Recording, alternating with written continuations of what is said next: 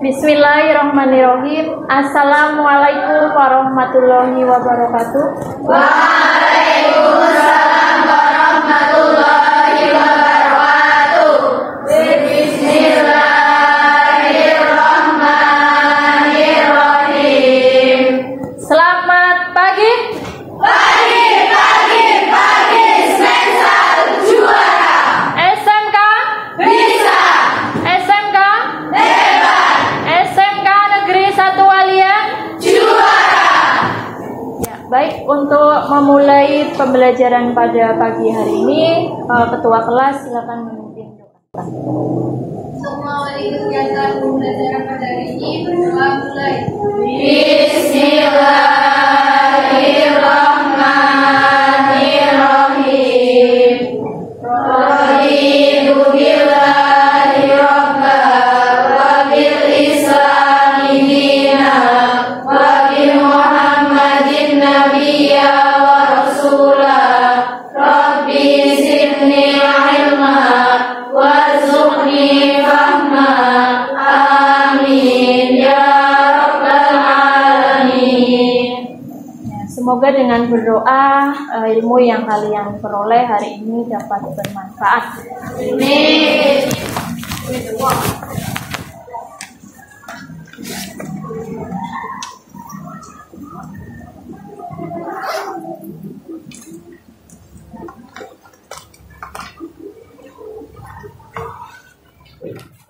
Sebelum memulai pembelajaran, Ibu akan presensi terlebih dahulu. Amelia Nasari, Anis Nurrohmah, Anissa Cahyaningsih, Asih Fatul, Ayunilatul, Devina Septianingsih, Devita, Eka Salma, Erika Anggraini, Fatihah, Jamila, Jilan Hasna, Kunti Nafiah, Lucy Rahma, Manis Arum, Mela Kamelia, Nabila, Naeli, Nugraheni Putri, Nunik, Nur Hanifah, Nurin, Nurul Sofianti, Randika, Rahmatia, Ratih Dian Astuti, Reni Windarti, Ririn Puspita, Sakiatun, Seli, Tiara Nur Mariska, Viana, Wahidatun, Yasmina, Yeni Andian. Ada yang tidak masuk satu ya, Mbak Yasmina. Oh, Mbak Viana ini ya. Iya, kita doakan semoga yang sedang sakit bisa segera sembuh dan mengikuti pembelajaran bersama.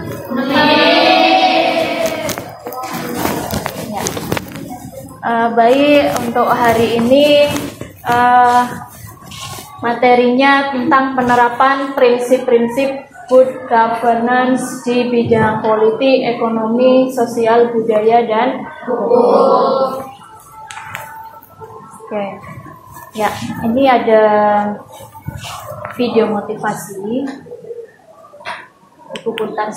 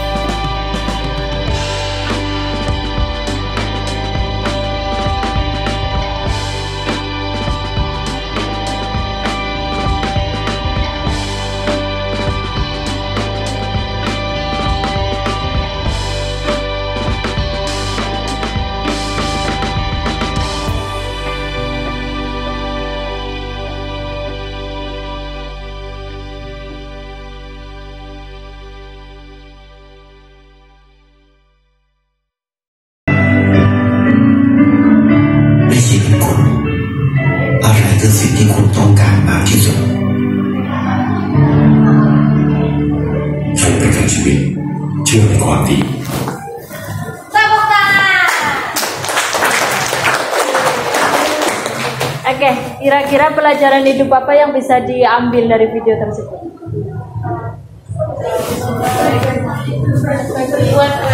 Berbuat baik ya. Meskipun dalam keadaan apapun ya, kita tetap berbuat baik kepada sesama atau bisa berguna untuk orang lain seperti itu ya. Baik, untuk selanjutnya sebelum ke pretest, ada yang masih ingat pembelajaran minggu lalu? Ya, silakan Mbak Tiara.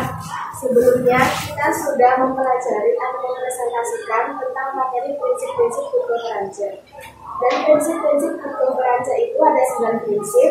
Yang pertama itu ada partisipasi masyarakat. Yang kedua ada tegaknya supremasi hukum. Yang ketiga ada transparansi. Yang keempat ada daya tanggap. Yang kelima ada berorientasi dan berkonsensus. Yang keenam ada kesetaraan dan keadilan. Yang ketujuh ada efektivitas dan efisiensi. Yang kedelapan ada akuntabilitas. Yang terakhir ada visi strategis. Masih ingat ya? Ya, harapannya yang ingat gak hanya Mbak Tiara ya, semuanya ingat ya? Baik, Ibu adakan pretest terlebih dahulu sebelum masuk ke materi inti. Pretestnya dengan Google Form. Yang linknya Ibu share di grup ya. Silakan dicek di grup kelasnya.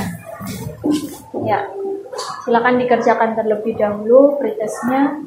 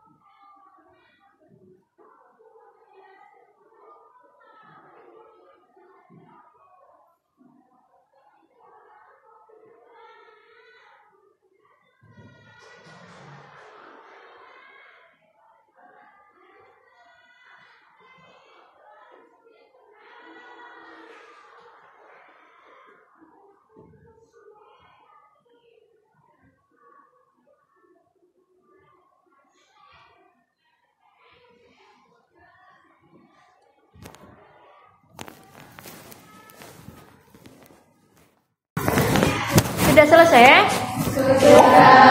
Sudah ya. Ya, Ibu lanjut. Ya, ini untuk tujuan pembelajaran masih sama ya, karena kita kurikulumnya 2013. Nanti ada 4 penilaian ya. Yang pertama untuk penilaian sikap, ada sikap spiritual dan sikap sosial. Untuk sikap spiritualnya, tujuan pembelajarannya yaitu menerapkan sikap menaati aturan sesuai karakteristik good governance, berlandaskan nilai-nilai ketuhanan yang Maha Esa dengan konsisten. Untuk sikap spiritualnya, sikap sosialnya, yang kedua, berperilaku jujur dalam pelaksanaan pemerintahan sesuai karakteristik good governance dengan konsisten. Kemudian untuk aspek pengetahuan, yaitu menganalisis pelaksanaan pemerintahan sesuai karakteristik good governance di bidang politik, ekonomi, sosial, budaya, dan hukum. Kemudian untuk aspek keterampilannya, yaitu melalui kegiatan debat, peserta didik dengan rasa tanggung jawab dan percaya diri dapat melaksanakan kegiatan debat terkait masalah penerapan prinsip good governance di bidang politik, ekonomi, sosial, budaya, dan Ya, itu yang akan kita pelajari hari ini sesuai dengan tujuannya. Kemudian, ya ini sudah masuk materinya ya. Coba perhatikan gambar tersebut. Kira-kira itu gambar apa yang di depan? Mengantri minyak ya? Iya. Kemarin kalian pernah mengalami mendapatkan minyak itu sangat susah ya? Ada yang ikut ngantri kemarin? Oh, ada. Siapa yang ikut ngantri? Yasmin. Mbak Yasmin ikut mengantri, Mbak? Iya, gua mewakili ibu dan Mewakili ibu. Iya, Mbak Yasmin pernah merasakan ngantri kayak gitu ya. Capek enggak, Mbak? Capek. Iya. Iya, bagaimana pendapatmu terkait gambar di samping? Mbak Yasmin yang katanya pernah ngantri. Gimana, Mbak? Apa pendapatnya? Alhamdulillah, Bu. Alhamdulillah. Bantuan dari pemerintah. Oh, dapat bantuan dari pemerintah ya? Iya, Bu. Iya, berarti kalau seperti itu pemerintahnya udah bagus belum ya? Sudah. Berarti peka ya? Iya. Terkait dengan prinsip good governance yang kemarin berarti prinsip yang mana? Yang apa? Kalau pemerintahnya peka, iya daya tanggap ya Mbak Tiara ya. Iya Mbak Tiara tadi udah menyampaikan materi sebelumnya kan. Ya, jadi pemerintahnya itu peka, daya tanggapnya bagus ya. Ketika ada kelangkaan, misalnya minyak, ternyata pemerintahnya memberikan bantuan. Oke, kita lanjut ya. Ya, ini berkaitan dengan tugasmu hari ini. Nanti kalian akan berdiskusi. Jadi sebelum nanti kalian ada debat seperti itu ya, diskusi terlebih dahulu tentang penerapan prinsip-prinsip good governance di bidang politik, ekonomi, sosial budaya, dan hukum ya. Jadi nanti kalian diskusi terlebih dahulu, dicari fakta-fakta pelaksanaan prinsip good governance yang tadi sudah dijelaskan Mbak Tiara. Itu dalam pelaksanaannya apakah sudah bagus ataukah belum ya? Kalau belum contohnya apa? Kalau sudah bagus, yang sudah bagus seperti apa? Seperti itu ya. Bisa dipahami? Bisa. Ya, nanti untuk diskusi kelompok, kelas ini akan dibentuk menjadi 4 kelompok.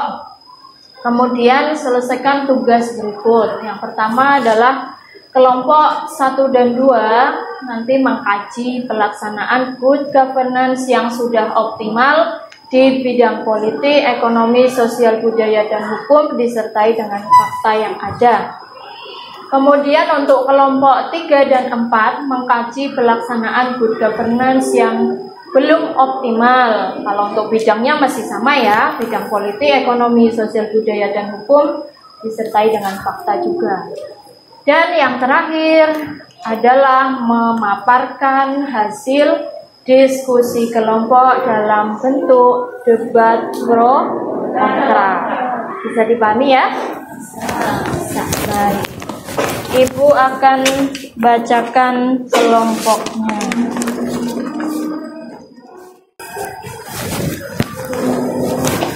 Ya, kelompok 1 Anis Nurrohmah, Fatihah Fatimatu Zahro, Manis Arum, Naili Nugraheni, Fiana Jamilatul Firdaus, Jilan Hasna, dan Nabila. Kemudian kelompok 2 Eka Salma, Erika, Mela, Tiara, Wahidatun, Yasmina, Nuni, Nur Hanifah, dan Reni Windarti. Kelompok 3 Devita Anggraini, Nurin Rahmatia, Ratih Dian Astuti, Seli Juliana, Yeni Amelia Nasari, Ayu Nilatul. Untuk kelompok yang terakhir, kelompok 4 Punti Nafiah, Ririn Puspitasari, Devina, Anissa Cahyaningsih Asifatul, Nurul Sofianti, Lucy Rahmah, Randika, dan Sakiatul. Bisa dipahami? Bisa. Silakan duduk berkelompok.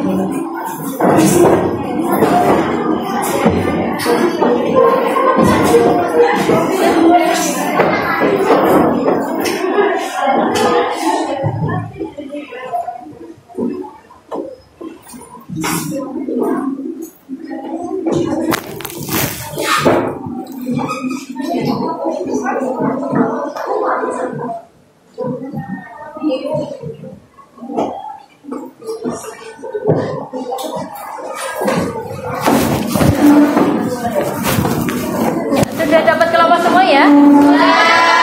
Ya, silakan diskusikan dalam kelompokmu, selesaikan tugas yang telah dibagikan.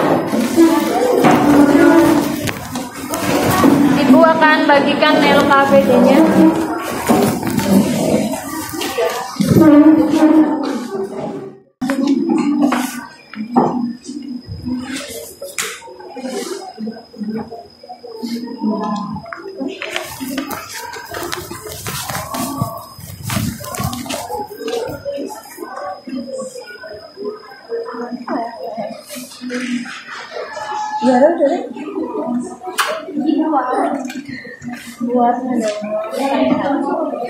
Sudah buat satu lagi.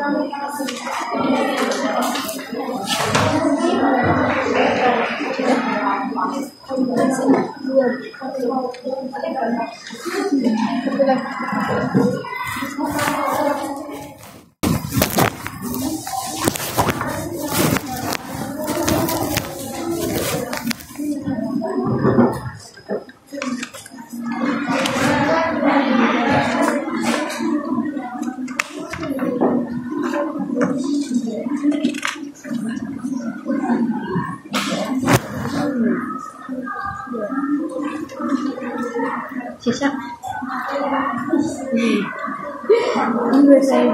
yang ada warnanya cukup sudah?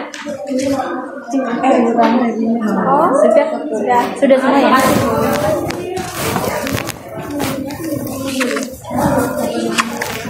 Baik, silakan dikerjakan. Ibu beri waktu 20 menit.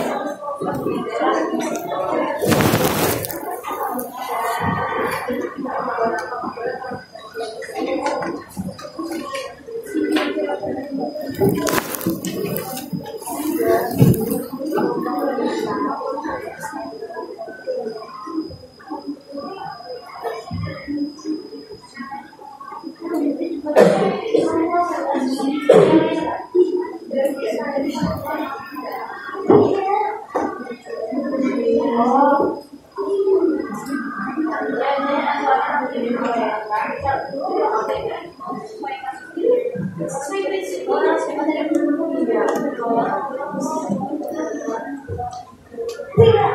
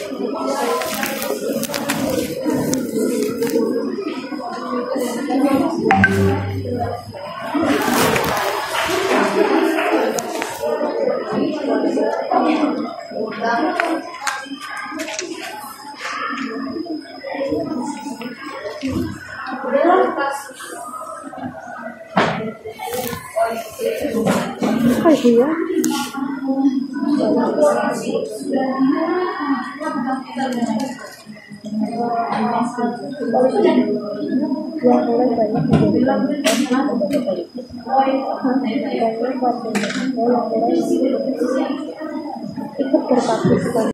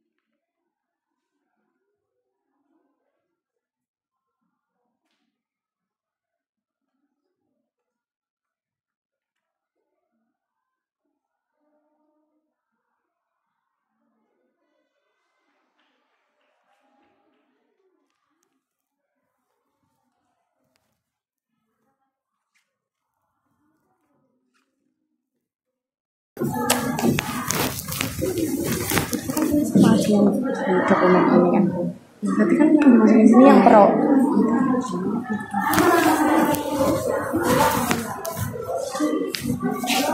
Pengaturan apa ya? Yang mana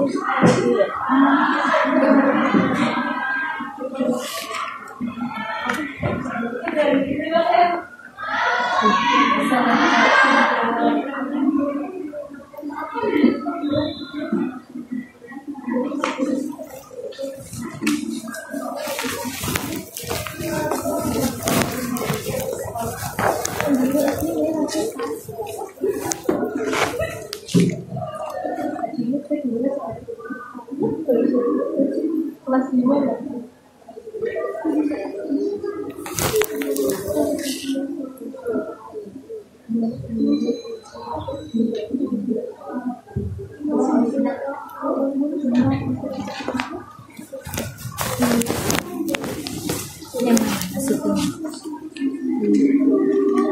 juga sama ini.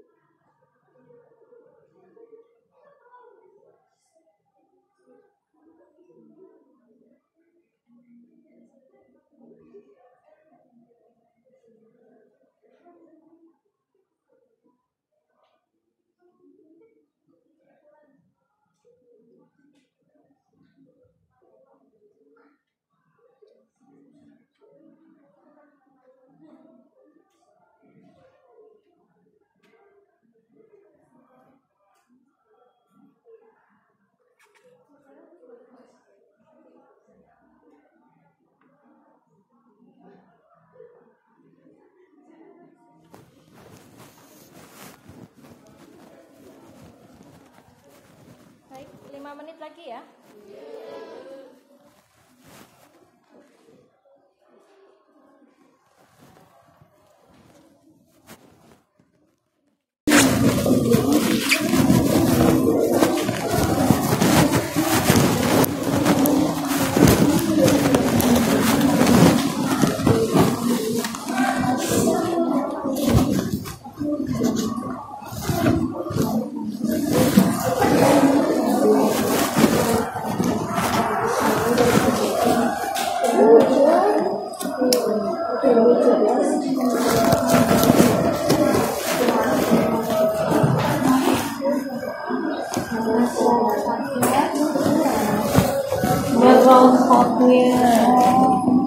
Keuangan Indonesia ditetapkan oleh OJK atau PHK selama pandemi COVID-19. Orang malah banget anjing.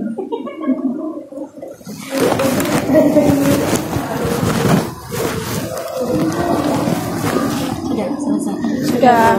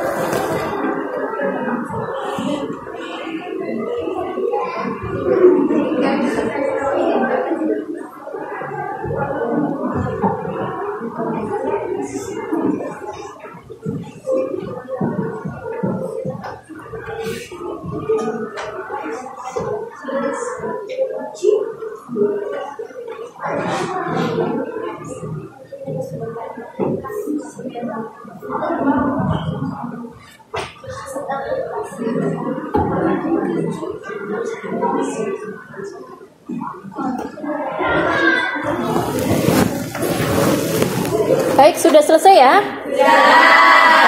Ya.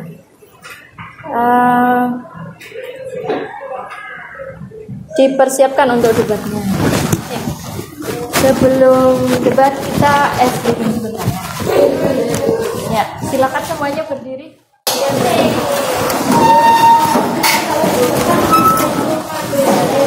Cari tempat yang longgar. Ya, boleh keluar dari tempat duduk. Ya, ini ice breakingnya tepuk Pancasila. Ada yang sudah pernah? Oh, belum ya? Belum semua? Belum. Baik. Tepuk Pancasila itu ya. Pancasila ada berapa sih? 5. Ada 5 ya?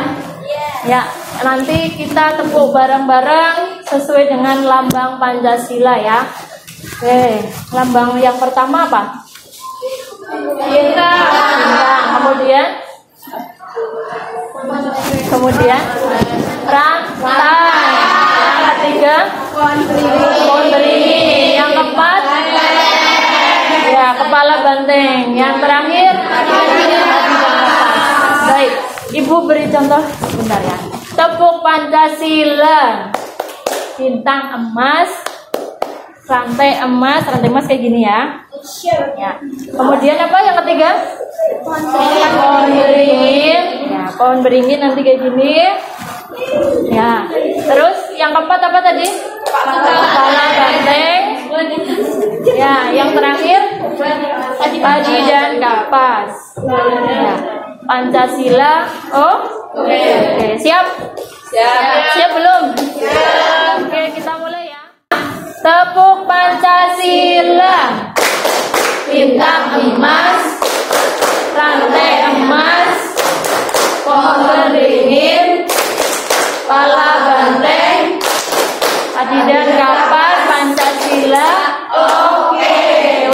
sekali lagi ya. Siap? Siap. Ya, tepuk Pancasila. Cinta emas, rantai emas, pohon dingin, pala banteng, panjang kapas, Pancasila. Oke. Silakan duduk kembali. Ya, masih semangat ya. Sudah siap untuk debat? Siap? Ya, untuk debat nanti akan ada moderator debatnya ya. Nah, kira-kira siapa moderatornya? Ibu tunjuk. Baik, Ibu tunjuk ya. Mbak Rahmatia menjadi moderator ya. Siap ya? Ya. Oke, nanti untuk debat pro kontra tadi ada 4 kelompok ya. Ya, nanti untuk kelompok 1 dan 2 itu kan kelompok yang pro. Kelompok 3 dan 4 kelompok kontra. Nah, nanti untuk debatnya ada 2 sesi. Sesi pertama kelompok pro dan kontra, yaitu kelompok 1 dan kelompok 3 dulu. Setelahnya kelompok pro dan kontra juga untuk kelompok 2 dan 4. Seperti itu ya. Ya, silakan Mbak Rahmadian.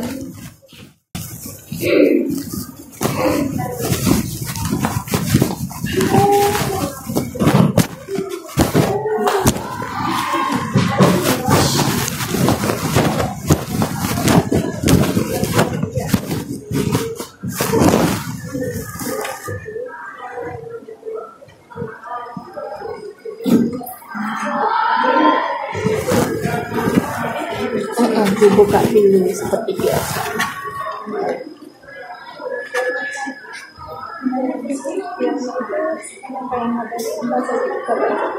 Ya, langsung saya sebutkan. Ya, assalamualaikum warahmatullahi wabarakatuh. Waalaikumsalam warahmatullahi wabarakatuh. Alhamdulillah pada hari yang cerah ini kita diberikan kesempatan untuk berkumpul di sini. Oke, pada kali ini akan ada sesi debat. Adapun topik yang kita bahas pada kali ini adalah penerapan prinsip-prinsip good government pada bidang politik, sosial, ekonomi, dan hukum. Dalam debat kali ini ada 2 sesi. Sesi pertama ada kelompok 1 dan 3, dan sesi kedua ada kelompok 2 dan 4. Untuk sesi pertama, dipersilakan maju ke depan. Ya, berarti kelompok berapa Mbak Rahmat? Kelompok 1 dan 3. Ya, kelompok 1 dan 3 terlebih dahulu. Ya, silakan. Mbak Rahmatia bisa di tengah, nanti kelompok 3 dan kelompok 1 ada di samping. Ya, Bu.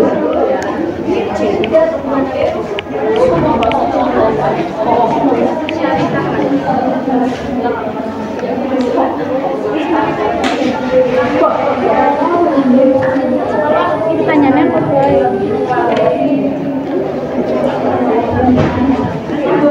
Mana beda kalau kan aku milih iki. Mana beda kalau kamu pro apa kontra? Iya. Kontra. Ya kan pro kan? Ya.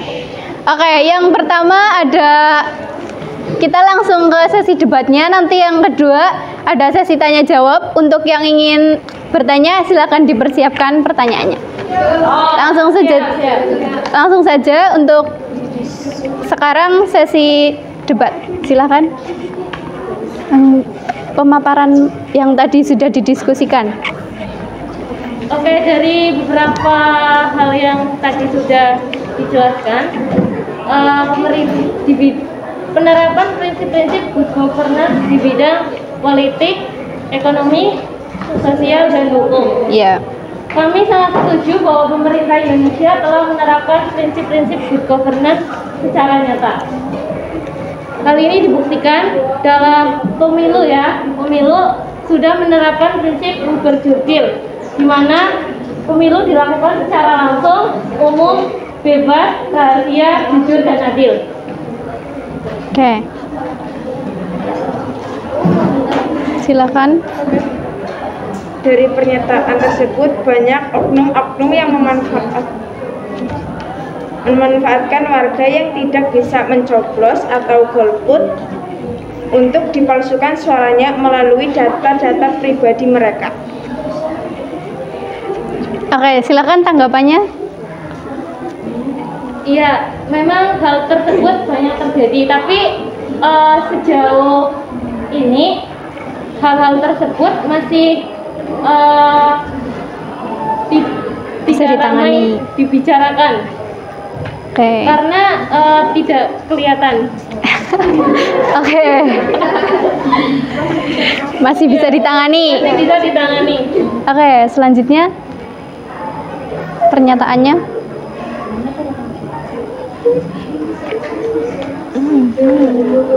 Masih ada warga negara yang tidak dapat menggunakan hak pilihnya karena tidak terdaftar sebagai daftar pemilihan tetap. Iya, pernyataan tersebut saat ini masih dicari jalan keluarnya. Pemerintah seperti kayak Dukcapil dan lain-lain itu masih terus memperbaiki Pelaksanaan. pelaksanaannya supaya hal tersebut tidak terjadi lagi. Oke, selanjutnya. Poin yang kedua, kami setuju bahwa pemerintah Indonesia telah menerapkan prinsip good governance dapat dilihat dari warga negara hingga saat ini bisa mengakses situs resmi yang berkaitan dengan pemerintah yang saat ini sedang berjalan. Seperti hingga saat ini banyak situs-situs resmi yang dapat kita akses untuk melihat pelaksanaan apa yang sudah terjadi dalam pemerintah Indonesia. Oke, lanjut tanggapannya.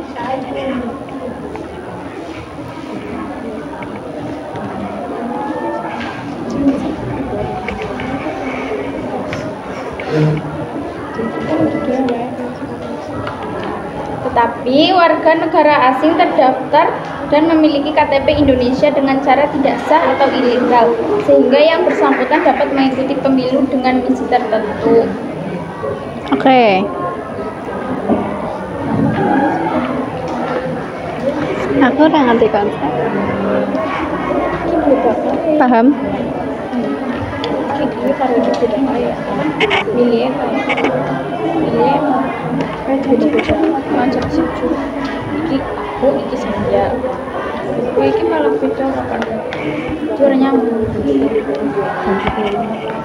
Oke, kita ganti poin. Selanjutnya, poin yang ingin disampaikan Nurin, Devita atau Devita. Program prakerja dari pemerintah belum optimal karena kenyataan di lapangan bantuan dana tersebut hanya digunakan untuk pemenuhan kebutuhan pribadi, tidak untuk membangun usaha dan sebagainya. Udah? Oke, tanggapannya? Boleh diulangi lagi pertanyaannya? Ya, diulangi pertanyaannya. Program prakerja dari pemerintah belum optimal karena kenyataan di lapangan bantuan dana tersebut hanya digunakan untuk pemenuhan kebutuhan pribadi, tidak untuk membangun usaha dan sebagainya.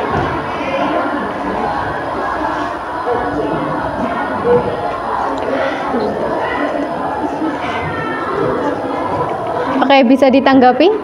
Ya.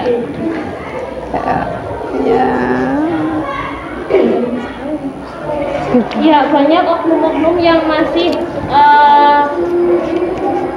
tidak menerapkan prinsip-prinsip good governance. Namun, pemerintah masih terus berproses agar hal-hal tersebut tidak terjadi lagi. Saat ini, hukum-hukum di Indonesia mulai ditetapkan dengan tegas agar para pelaku atau oknum-oknum tersebut tidak terus bertambah dan tidak terus melakukan aksinya. Tapi kami menemukan kasus ya menjerat Kementerian Sosial yang menggelapkan uang bansos dan beliau yang mendapatkan uang suapan sebesar 17 miliar. Apakah pelaku tersebut sudah tertangkap? Untuk lebih kelanjutannya saya belum tahu. Ya, mungkin saat ini pemerintah masih menyelidiki apakah hal tersebut benar-benar terjadi. Nah, mungkin untuk hasil akhirnya akan ditindaklanjuti oleh aparat pemerintah. Oke, cukup? Cukup. Oke, ke poin selanjutnya.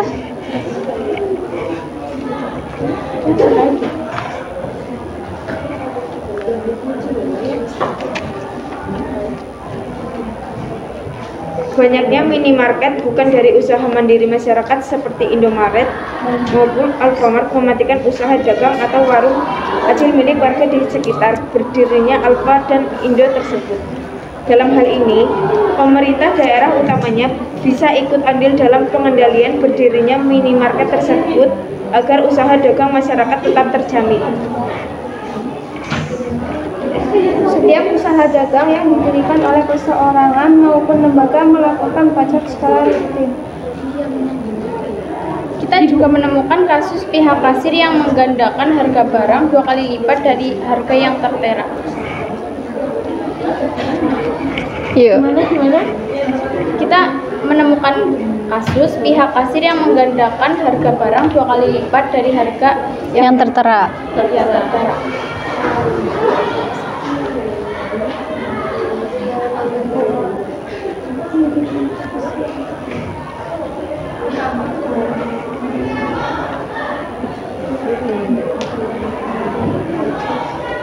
Mungkin dari kelompok satu ingin menanggapi pernyataan dari kelompok 3.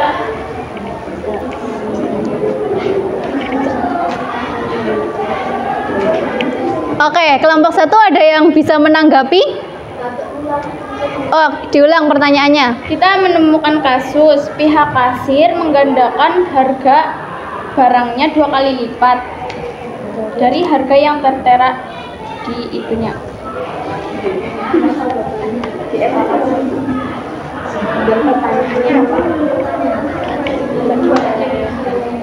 Bagaimana pemerintah untuk melakukan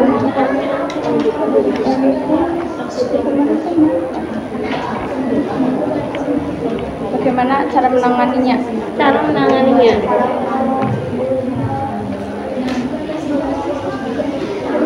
Mungkin dengan aparat hukum melakukan penyelidikan lebih lanjut lagi.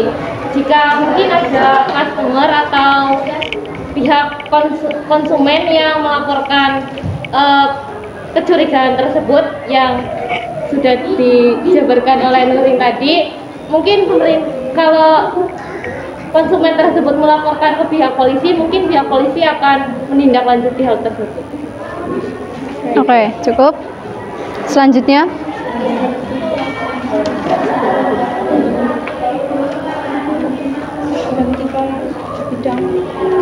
Ya, lanjut dari kami dulu. Oke.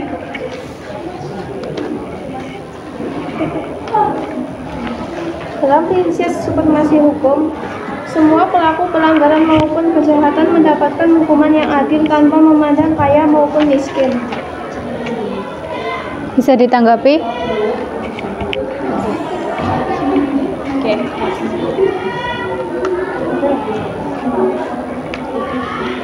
Tapi kita menemukan sebuah kasus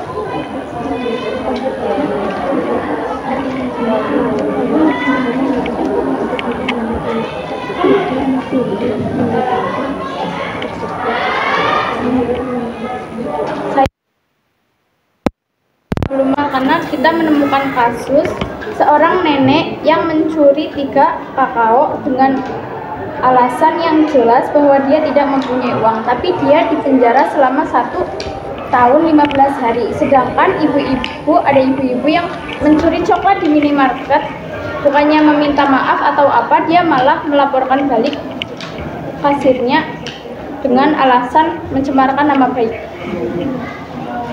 Jadi itu belum terlaksana dengan baik prinsip itu. Namun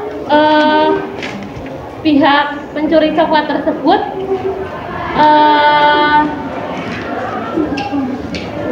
Bagus sekali.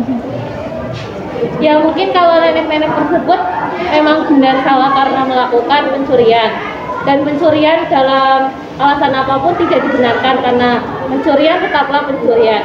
Namun untuk Tapi keadaannya itu nenek-nenek sudah berumur. Jadi apa bisa dipenjara 1 tahun 15 hari? Hukum tidak memandang usia. hukum tidak memandang usia.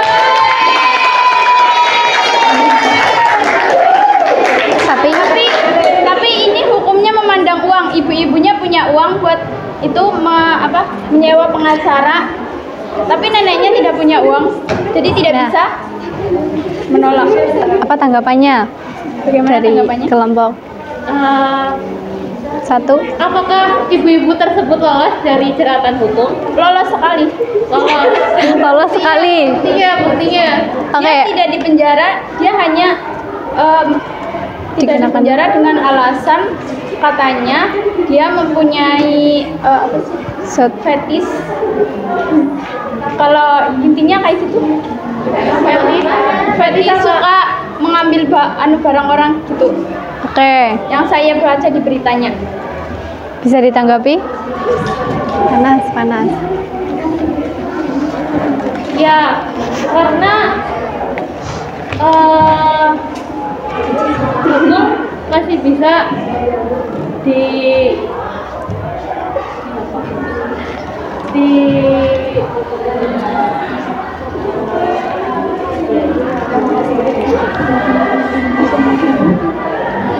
Jangan nyambung. Kalau misal hukum tidak memandang usia, kenapa ibu-ibunya masih muda tidak dipenjara saja? Nenek-neneknya yang sudah tua itu dipenjara loh.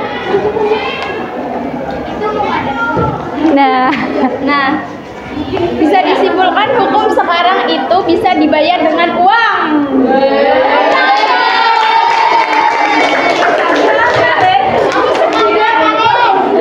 Tidak semua aparat pemerintah seperti itu. Banyak aparat pemerintah yang masih memperbaiki kinerja mereka. Buktinya mana? Buktinya pelaku pembunuhan Brigadir Joshua. Iya. ya Brigadir Joshua saat ini masih diselidiki dengan baik. Tapi diselidikinya kok lama banget sih?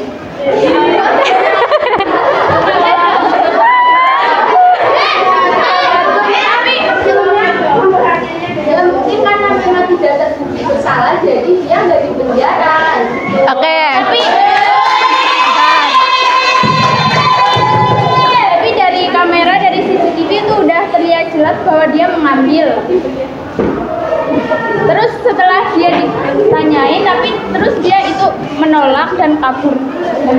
Ada tanggapan lagi dari kelompok 1? Karena kan tidak ada yang tahu penyelidikan itu hasilnya bagaimana. Mungkin ibu-ibu tersebut terbukti tidak bersalah.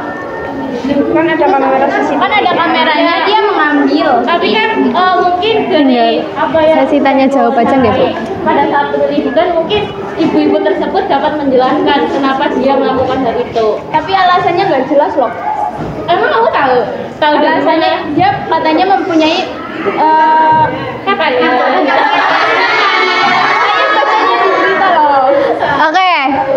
Untuk kasus yang ini silakan diselidiki lebih lanjut. Kita lanjut saja ke sesi tanya jawab. Ada yang ingin bertanya mungkin?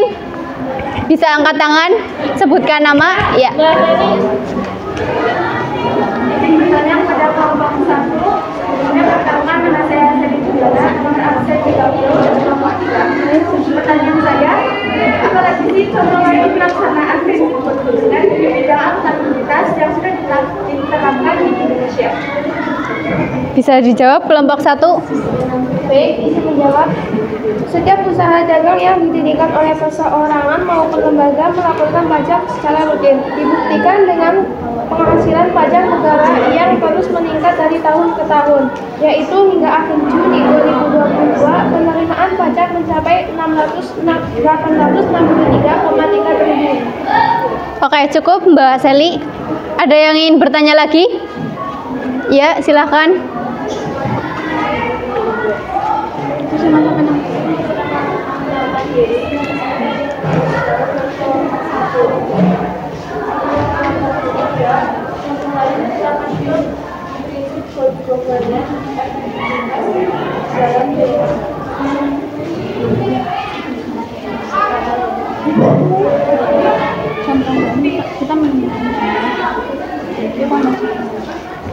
Kita menemukan contoh yaitu mantan Menteri Sosial Juliari Batubara sebagai tersangka kasus dugaan suap bansos penanganan pandemi COVID-19 untuk wilayah Jabodetabek tahun 2020.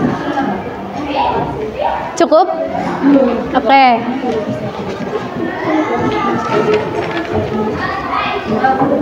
Kita cukupkan untuk sesi pertama. Bisa beri tepuk tangan? Oke. Bisa kembali ke tempatnya?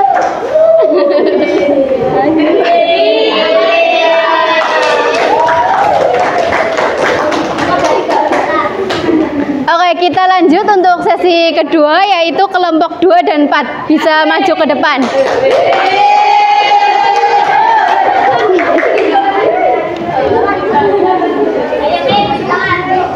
Tiara.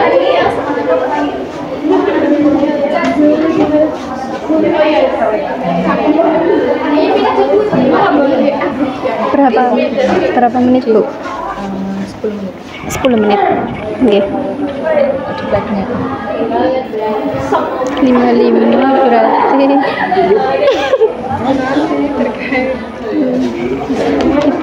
nanti sampai jam 10 lewat 5. Oke, bisa kita langsung ke sesi debatnya. Yang menyampaikan terlebih dulu dari kelompok mana? Kelompok 3. Kelompok 4. Kelompok 2 atau 4? 4. Oke, silakan.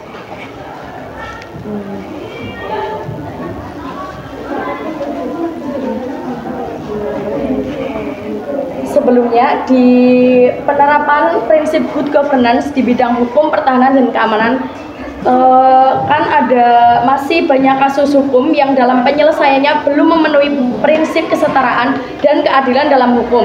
Di negara kita ini ada kasus yang sedang marak sebelumnya, yaitu kasus Verdi Sambo yang merencanakan pembunuhan kepada bawahannya sendiri, dan sampai sekarang kasus tersebut belum diusut tuntas. Bagaimana itu? Bisa ditanggapi?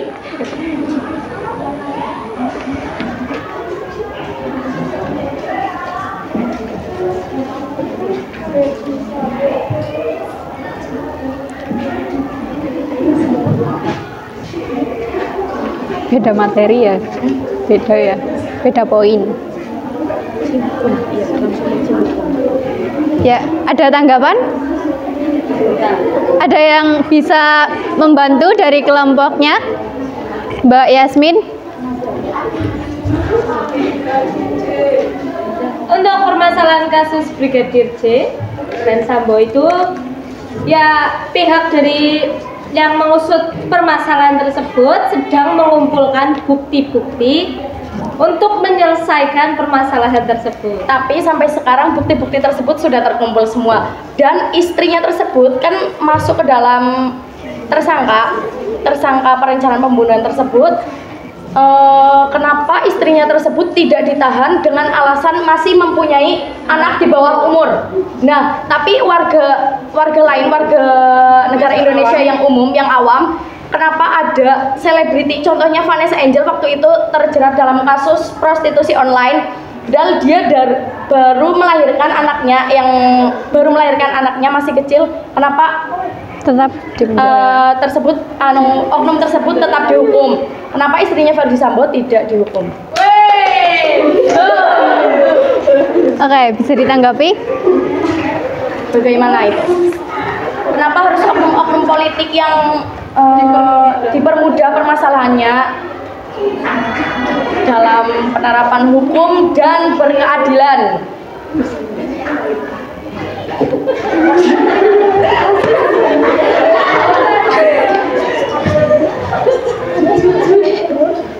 Oke, akan dibantu oleh kelompok saya.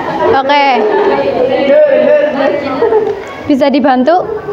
Ya silakan anggota kelompok misalnya. Ya, langsung. Istri Ferdi Sambo, Putri Chandrawati, resmi ditahan Polres di kasus pembunuhan berencana Kota Barat.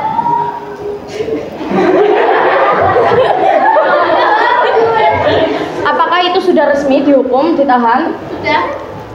Oke, sudah. Dalam artikel mana itu? Dari artikel mana? Oke, disampaikan. Nah, bisa dicek nanti Mbak Sakia.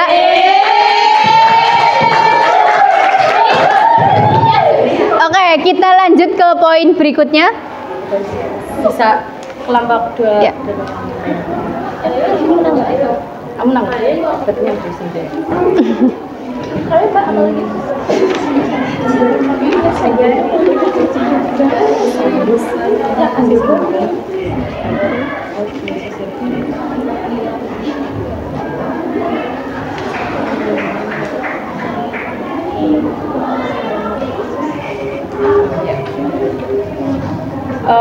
Sekarang pindah ke poin yang di bidang sosial budaya ya. Kan masih dijumpai di masyarakat dalam proses pembuatan KTP menggunakan prosedur yang diperumit oleh pemerintah seperti harus meminta surat pengantar dari desa, kecamatan dan sebagainya. Kita juga mendapatkan kesaksian warga Kecamatan Winong. Menurut pengakuan banyak warga mengaku kalau pelayanan eKTP di Kecamatan Winong sangat lambat dan juga rumit. Maka sebelum diminta agar kesadaran masyarakat dan pemerintah desa melalui caleg atau relawan dari lembaga atau melalui perangkat desa, dan seharusnya setingkat kecamatan kantor mau bahu membahu warga yang sulit membutuhkan eKTP tersebut, bukan lagi mempersulitnya. Bagaimana itu? Bisa ditanggapi? Oh, diulangi pertanyaannya. Mungkin lebih diringkas. Iya, langsung ke pertanyaannya.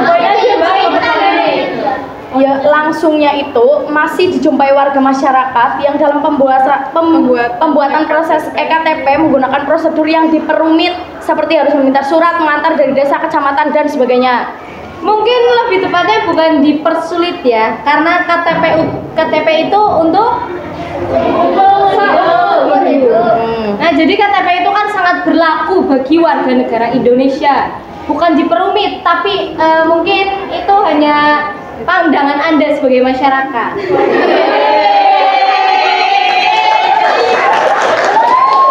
Bisa ditanggapi, Mbak Sakia?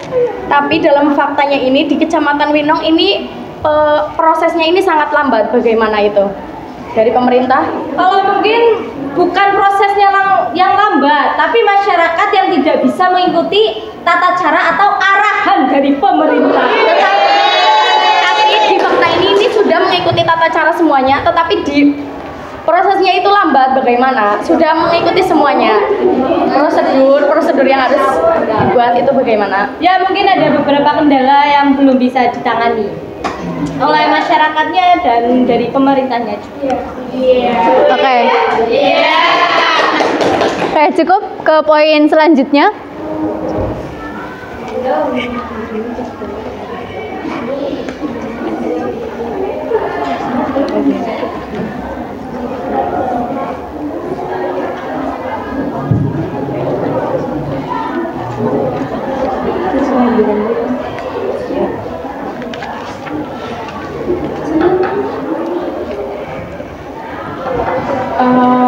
Sekarang prinsip good governance yang di bidang ekonomi ya Mbak.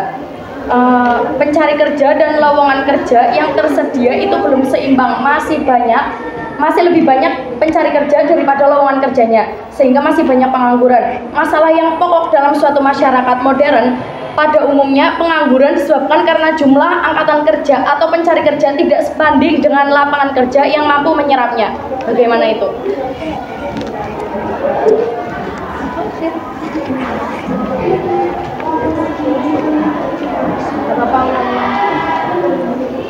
Pencari kerja dan lowongan kerja yang tersedia belum seimbang.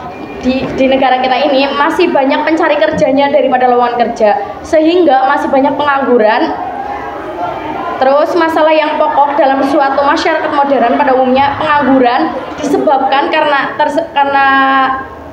masalah tersebut jumlah angkatan kerja atau pencari kerja tidak sebanding dengan lapangan kerja yang disediakan oleh perusahaan-perusahaan di Indonesia. Bagaimana?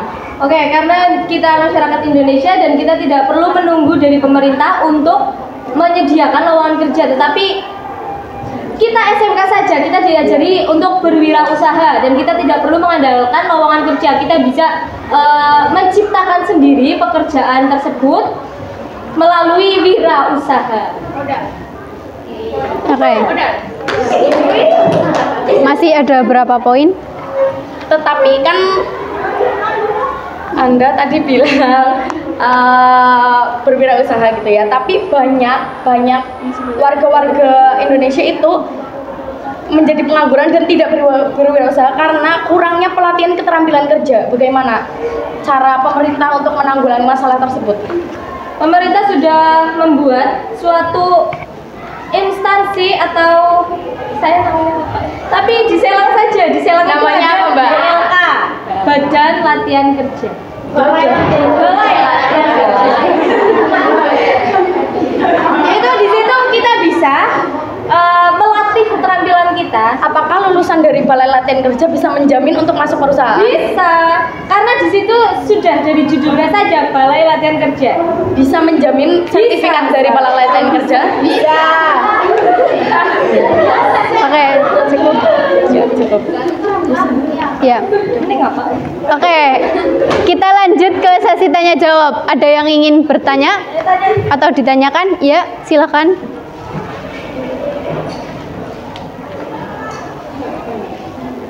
Saya Erika Amriani akan mewakili bertanya dari kelompok 2 untuk kelompok 4. Contoh kontra dari prinsip transparansi di bidang ekonomi.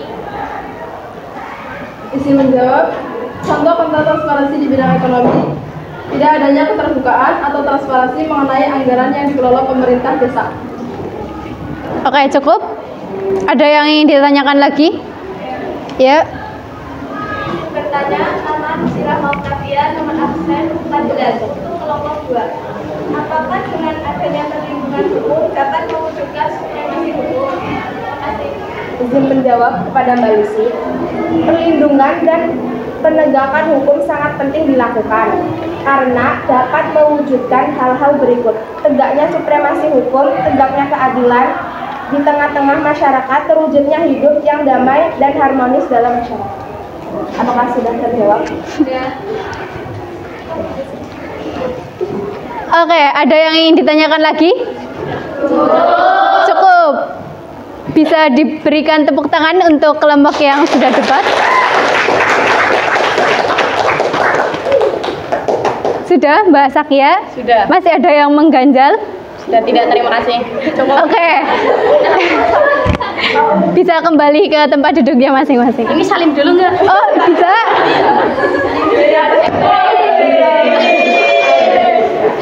Sambil.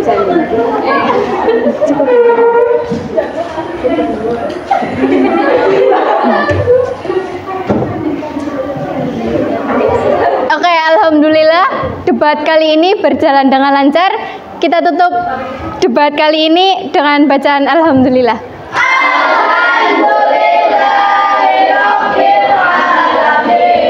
Terima kasih dari saya. Apabila ada kata-kata yang kurang berkenan mohon dimaafkan.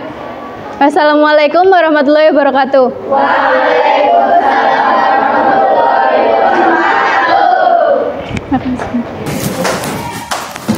Ya. Oke, debatnya meriah sekali ya. Ya. Selanjutnya kita simpulkan bersama ya dari kegiatan pembelajaran hari ini. Kira-kira apa yang bisa kalian ambil dari pembelajaran hari ini atau yang bisa menyimpulkan? Ada yang bisa menyimpulkan? Ya, silakan Mbak Nurin. Nama saya Nurita Syarifah, nomor absen 22. Kesimpulan pembelajaran hari ini adalah kita dapat mengetahui penerapan prinsip good governance di Indonesia sudah mulai diterapkan dengan baik, namun ada beberapa yang belum bisa diterapkan oleh beberapa faktor karena beberapa faktor. Ya, betul ya.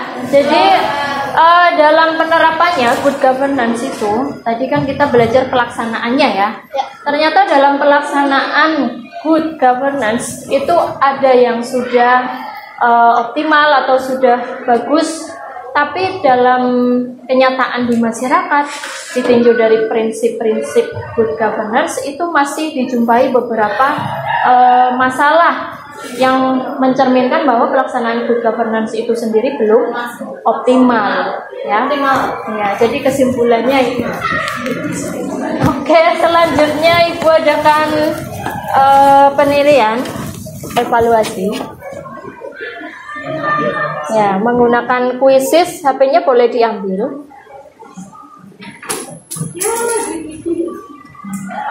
Ya, HP-nya dipersiapkan ya.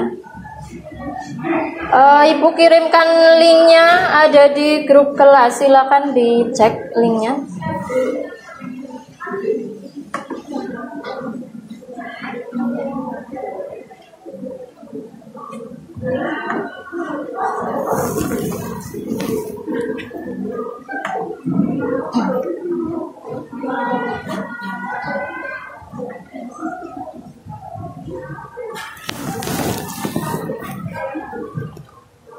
Ya, silakan bergabung dulu dengan kode yang ada.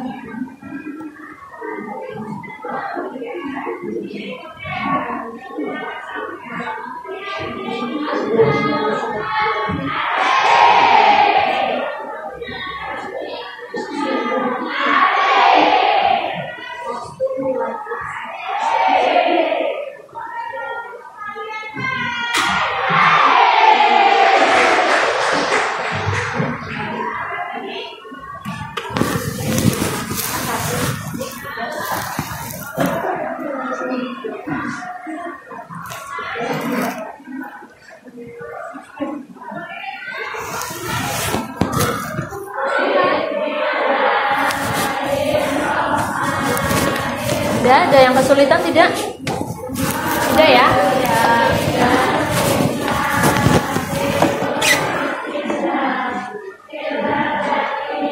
Baik Ibu, mulai.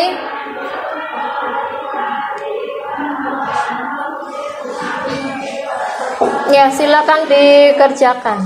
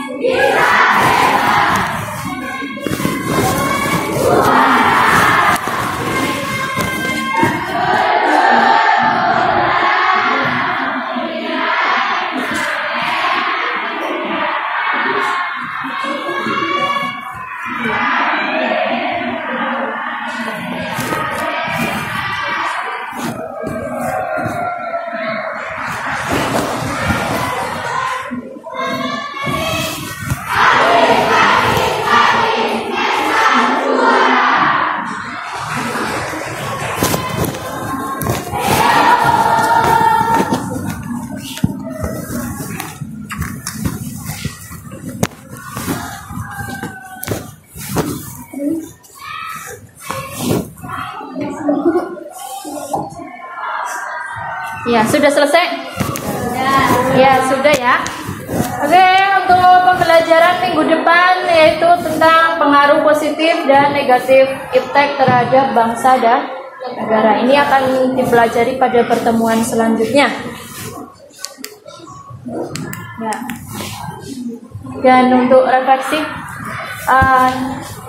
apa manfaat yang diperoleh dari mempelajari materi hari ini? Apa manfaatnya? Yaitu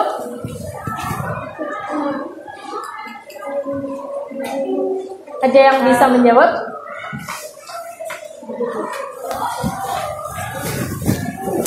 Mbak Nurin? Saya Bu. Ya, silakan Mbak Yasmin. Untuk manfaat yang diperoleh dari mempelajari materi good governance ini, kita jadi lebih tahu permasalahan apa saja yang ada di bidang politik, di bidang ekonomi, di bidang sosial budaya, dan di bidang hukum, pertahanan, dan keamanan. Ya, betul ya, itu manfaat yang kalian peroleh. Jadi ada pelaksanaan good governance yang sudah optimal dan yang belum optimal. Kalian jadi paham tentang itu. Kemudian apa rencana tindak lanjut yang akan kalian lakukan setelah pembelajaran ini adalah Menerapkan prinsip-prinsip good governance di kehidupan sehari-hari. Oke, bagaimana pendapat kalian tentang pembelajaran hari ini?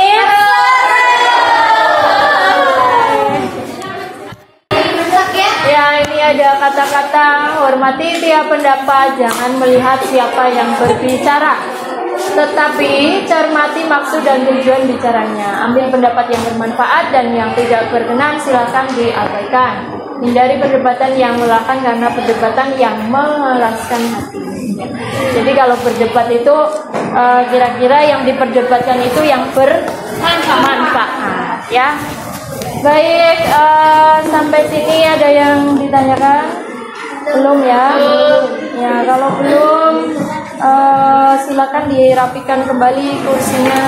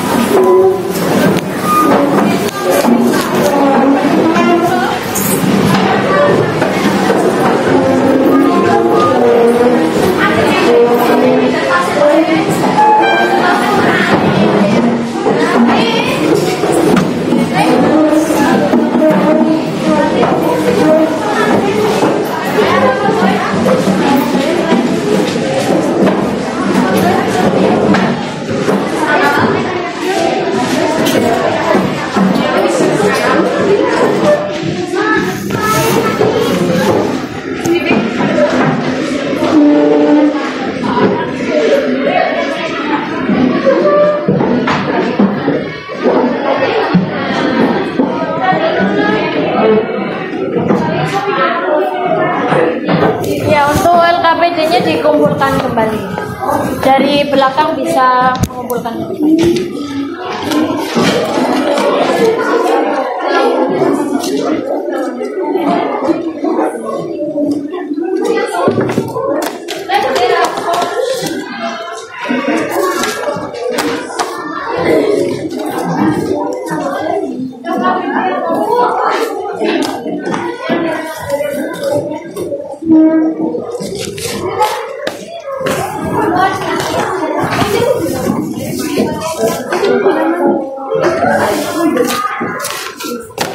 Sudah, silakan duduk yang rapi terlebih dahulu.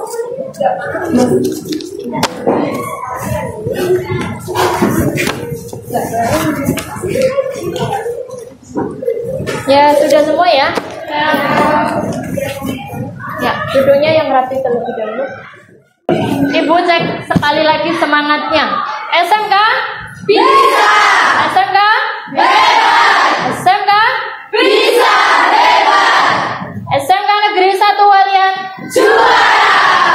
Ya, silakan ketua kelas bisa memimpin doa. Untuk mengakhiri kegiatan pembelajaran pada hari ini, berdoa mulai. Bismillahirrahmanirrahim. Wal 'asri innal insana lafi khusrin illa alladziina amanu wa 'amilus sholihati wa tawassaw bil haqqi wa tawassaw bis sabr. Alhamdulillahirabbil alamin. Untuk pertemuan hari ini Ibu cukupkan sekian. Wabillahi taufiq wal hidayah. Wassalamualaikum warahmatullahi wabarakatuh. Waalaikumsalam warahmatullahi wabarakatuh.